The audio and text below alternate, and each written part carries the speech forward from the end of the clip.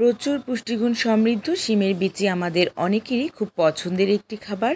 আর এই শিমের বিচি দিয়ে মাছ রান্না করলে কিংবা শিমের বিচি ভুনা করলেও ভীষণ ভালো লাগে। বড় মাছ দিয়ে তো দুর্দান্ত খেতে লাগে, তেমনি বড় মাছ দিয়ে শিমের বিচির তরকারির একটি রেসিপি নিয়ে সকলকে স্বাগত জানাচ্ছি আমার চ্যানেলে। প্রিয় দর্শক, আসসালামু আলাইকুম। আশা করছি সবাই ভালো আছেন। আজ আপনাদের জন্য উপস্থাপন করতে যাচ্ছি শিমের বিচি দিয়ে বড় মাছ রান্নার একটি রেসিপি। এখানে আমি লাইলন টিকা মাছ ব্যবহার করেছি। তো চলুন বন্ধুরা, ঝটপট দেখে আসি এই সুন্দর রেসিপিটি। প্রথমেই আমাদের লাগছে শিমের বিচি, আর এই শিমের বিচি ভালো করে ভিজিয়ে উপর থেকে খোসা ছাড়িয়ে নিয়েছি। শিমের বিচি খোসা ছাড়ানোর পদ্ধতি নিয়ে পরবর্তীতে একটি ভিডিও আপনাদের সাথে অবশ্যই শেয়ার করব। শিমের বিচি থেকে সমস্ত খোসাগুলো ছাড়িয়ে শিমের বিচিগুলো ভালোভাবে ধুয়ে নিয়েছি। আর দেখুন কতটা সুন্দর লাগছে, মনে হচ্ছে এখনই খেয়ে ফেলি। এবারে কাটা মশলা রেডি করে নিচ্ছি। টমেটো কুচি নিচ্ছি, পেঁয়াজ কুচি, রসুন কুচি আর কাঁচামরিচ ফালি। এবারে আমরা মাছটা ভালো করে ম্যারিনেট করে ভেজে নিয়েছি। অল্প সামান্য লবণ, হলুদ এবং অল্প সামান্য লেবুর রস দিয়ে ম্যারিনেট করার পর মাছটাকে ভেজে নিয়েছি। এবারে আমরা রান্না করতে চলে যাব। সেই মাছ ভাজার তেলের মাঝেই দিয়ে দিলাম পরিমাণ মতো লবণ, দিয়ে দিলাম পেঁয়াজ, রসুন, কাঁচামরিচ, সমস্ত কাটা মশলা ভালোভাবে নেড়ে চেড়ে ভেজে নিতে হবে 1 মিনিট পর্যন্ত। মোটামুটি হালকা গোল্ডেন কালার কিংবা 1 মিনিট পর্যন্ত ভেজেই আমরা দিয়ে দেব এতে টমেটো ফালি।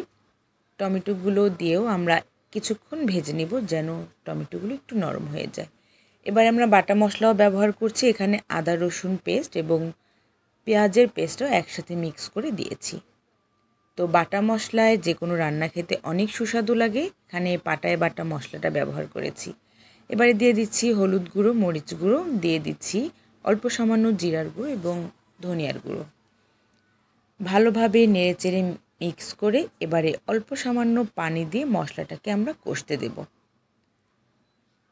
মশলাটাও কষবে আর টমেটোটাও এখানে সেদ্ধ হয়ে যাবে।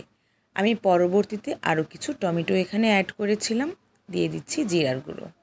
এবারে টমেটো সমেত সমস্ত মশলাগুলো কষতে দেব। মশলাটা যখন কষে আসবে, তেলগুলো উপরে উঠে আসবে, তখন এতে দিয়ে দেব শিমের বিচি। শিমের বিচিগুলো দিয়ে ভালোভাবে নেড়েচেড়ে মিক্স করে আরও একবার কষিয়ে নেব। অল্প সামান্য পানি দিয়ে দিলাম। আর এই শিমের বিচিটা সেদ্ধ হতে কিন্তু অনেক সময় লাগে, যার কারণে একটু পানির পরিমাণ বেশি দিয়ে এটাকে ঢাকা দিয়ে আমরা সেদ্ধ হওয়ার জন্য অপেক্ষা করব। শিমের বিচিটা যখন একটু কষে আসবে, মোটামুটি অল্প খানিকটা সেদ্ধ হয়ে আসবে, 40 থেকে 50% পর্যন্ত সেদ্ধ হয়ে এলে বেশ খানিকটা পানি দিয়ে আমরা ঢেকে বাকিটা সেদ্ধ হওয়ার জন্য অপেক্ষা করব। দেখতেই পাচ্ছেন বেশ অনেকটা পানি দিয়েছি, একটু ঝোল ঝোল রাখবো। তরকারির ঝোলটা একটু বলক আসলে এতে দিয়ে দেব ভাজা মাছগুলো। আর এখানে আমি লাইলন টিকা মাছ ব্যবহার করেছি। আর এই লাইলন টিকা মাছগুলো মোটামুটি কড়াভাবে একটু ফ্রাই করে নিয়েছি, সেগুলোই কিন্তু এখানে দিয়ে দিচ্ছি। চাইলে আপনারা যে কোনো মাছ এখানে ব্যবহার করতে পারেন, কাতল মাছ, রুই মাছ। এবারে ভাজা মাছগুলো দিয়ে দিচ্ছি উপর থেকে। ভাজা মাছগুলো তখনই দেব যখন শিমের বিচিটা 80% সেদ্ধ হয়ে আসবে। মাছগুলো দেওয়ার পর বাকি 20% আমরা সেদ্ধ করে নেব। অল্প সামান্য পানি দিয়ে দিলাম, একটু ঝোল ঝোল রাখবো, কারণ এই ঝোলটা খেতে ভীষণ ভালো লাগে। আমার শিমের বিচি দিয়ে মাছ তরকারি অলমোস্ট ডান।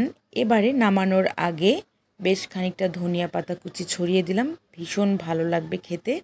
একটু কাঁচামরিচ ফালি চাইলে আপনারা দিতে পারেন। আর এখানে চাইলে আপনারা অল্প সামান্য গরম মশলা গুঁড়োটাও ব্যবহার করতে পারেন। আমি এখানে ভাজা মশলা গুঁড়ো ব্যবহার করেছি, ভাজা জিরার গুঁড়োটা ব্যবহার করেছি, এখানে কোনো রকম গরম মশলা ব্যবহার করিনি। এবারে 1 মিনিট পর্যন্ত রান্না করার পর ব্যাস তৈরি হয়ে গেল আমার বড় মাছ দিয়ে শিমের বিচির তরকারি। আর দেখুন একটু জুসি ভাব রেখেছি, খুব বেশি ঝোল ঝোল রাখিনি, আবার খুব বেশি মাখা মাখাও করিনি।